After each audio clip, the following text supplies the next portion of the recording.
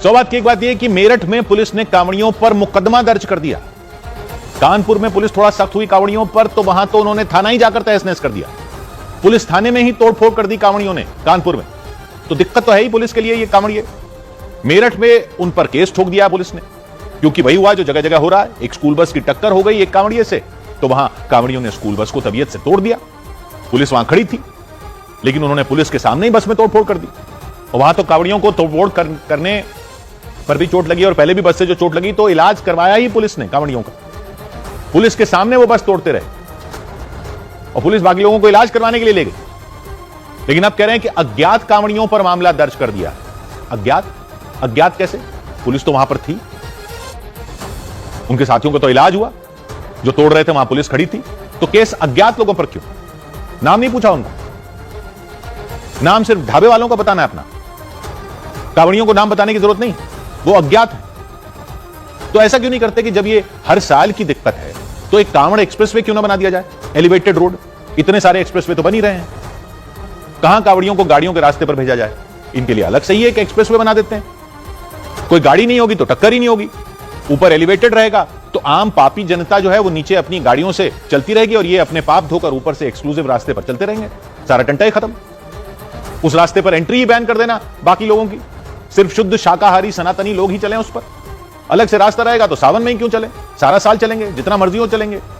किसी और धर्म के लोगों को जगह ही मत देना वहां पर उस रास्ते पर, तो ये नाम लिखने का दुकानों पर ये वाला चक्कर ही नहीं होगा।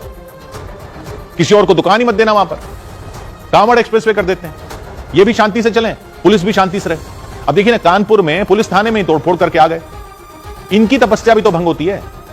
शिवजी को जल चढ़ाने की परंपरा तो उससे जुड़ी है ना, जो शिवजी ने अमृत मंथन के बाद विष अपने कंठ में रख लिया था, तो गंगा जी से उनको शांत किया गया था। तो ये कांवड़ यात्रा तो उस तपस्या के नाम जिसमें क्रोध को अपने अंदर पीना पड़ता है, गंगा जी जो साथ में होती है, और ये टक्करें जो लगती रहती हैं तो तपस्या में भी तो विघ्न आता है। और सार्वजनिक संपत्ति को तोड़ने के मामले में तो अब ये होता है ना कि जो सार्वजनिक संपत्ति को तोड़ता है उस पर बुलडोजर चला दिया जाता है। तो इन सारी दिक्कतों को खत्म करने के लिए एक अलग ही सड़क बना दीजिए। 100 बात की एक बात।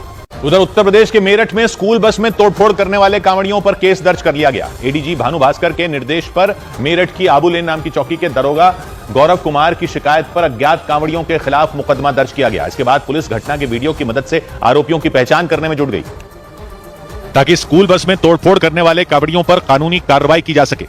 कांवड़ियों ने उस वक्त बवाल कर दिया था जब मेरठ के सदर बाजार थाना इलाके में एक स्कूल बस कांवड़ से टकरा गई थी।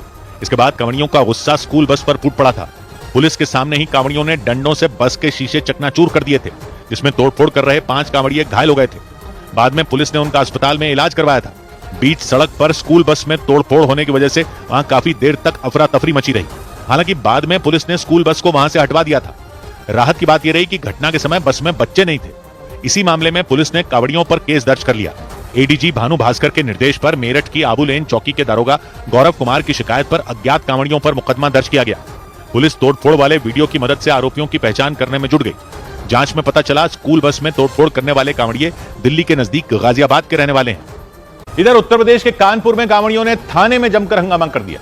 पुलिस के मुताबिक एक मोटरसाइकिल फिसलने की वजह से उस पर सवार एक कांवड़िया सड़क पर गिर गया था और उसके बाद बवाल शुरू हो गया। उसके साथ मौजूद कुछ कांवड़ियों ने आरोप लगाया कि पुलिस कर्मियों ने उन पर लाठीचार्ज कर दिया और इसके बाद उन कांवड़ियों का गुस्सा फूट पड़ा। बड़ी संख्या में कांवड़िए शिवराजपुर थाने में घुस गए और तोड़फोड़ करते नजर आए। वो थाना परिसर के अंदर इमारत में लगे शीशे पर डंडे बरसाते दिखाई दिए। आरोप लगे कि उन्होंने थाने में महिला डेस्क पर भी तोड़फोड़ की। इस दौरान वहां कई पुलिसकर्मी तैनात नजर आए और उन लोगों ने उनके सामने ही जमकर तोड़फोड़ की। कानपुर के शिवराजपुर इलाके में खिरेश्वर महादेव के दर्शन के लिए श्रद्धालुओं की भारी भीड़ उमड़ी थी और भीड़ को संभालने के लिए कई पुलिसकर्मी मौजूद रहे। पुलिस के मुताबिक वहां से गुजरने के दौरान वो मोटरसाइकिल सड़क पर फिसल गई और उस पर सवार वो कांवड़िया गिरकर घायल हो गया।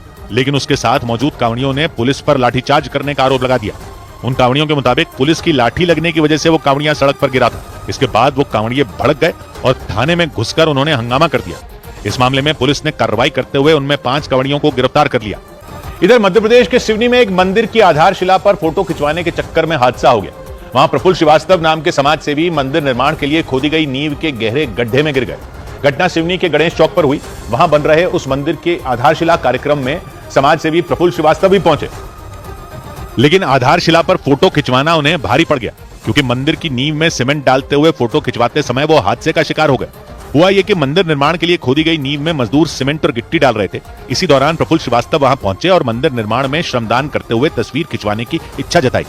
उन्होंने मजदूर के हाथों से लेकर एक तसला सीमेंट नींव में डाला, लेकिन इसी दौरान उनकी तस्वीर खींच रहे व्यक्ति ने आवाज दी कि तस्वीर ठीक नहीं आई, एक तसला और फोटो नहीं आई। फिर क्या था, प्रफुल्ल श्रीवास्तव ने सीमेंट का भरा हुआ एक और तसला मंगवा लिया, लेकिन इस बार जैसे ही वो नींव में सीमेंट डालने के लिए झुके, उनके पैरों के नीचे लगी ईंट अपनी जगह से खिसक गई और वो पलक झपकते ही गहरे गड्ढे में जा गिरे। गनीमत ये रही कि हादसे में उन्हें कोई गंभीर चोट नहीं आई।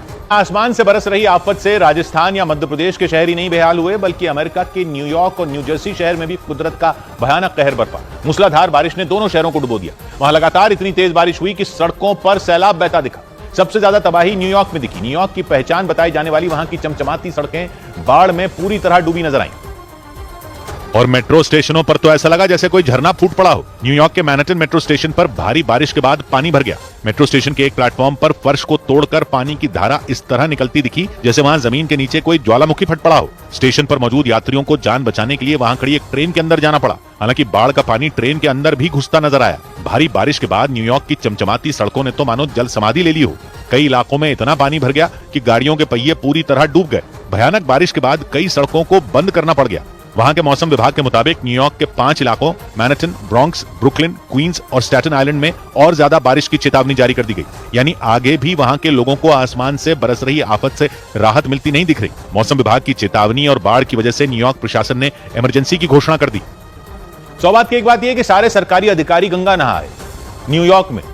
हाँ जी, न्यूयॉर्क में, क्योंकि वहां के मेट्रो स्टेशन पर, वहां की सड़कों पर पानी जो भर गया, ऐसे झरने की तरह पानी भर गया अमेरिका के न्यूयॉर्क में कि लोग जाकर ट्रेन के अंदर घुस गए। पानी ट्रेन के अंदर भी घुस गया, ऐसी बारिश हो गई। अब आप कह रहे हो कि चित्रकूट में 6 करोड़ रुपए में जो पुल बना था, उस तक जाने वाली सड़क तक फिर एक बारिश में बह गई। अरे न्यूयॉर्क में मेट्रो स्टेशन में भी तो पानी भर गया। राजस्थान के पाली में मकानों में पानी चला गया। अरे तो न्यूयॉर्क में मेट्रो स्टेशन में भी तो पानी भर गया।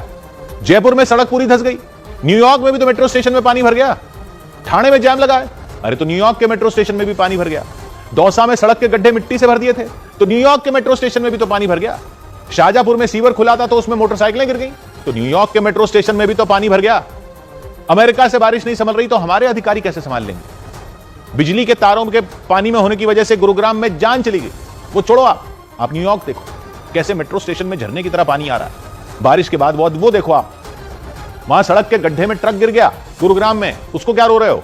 आप शुक्र मनाओ कि आप न्यूयॉर्क में नहीं हो। क्या खतरनाक पानी आया वहां मेट्रो स्टेशन में। सौभाग्य की एक बात।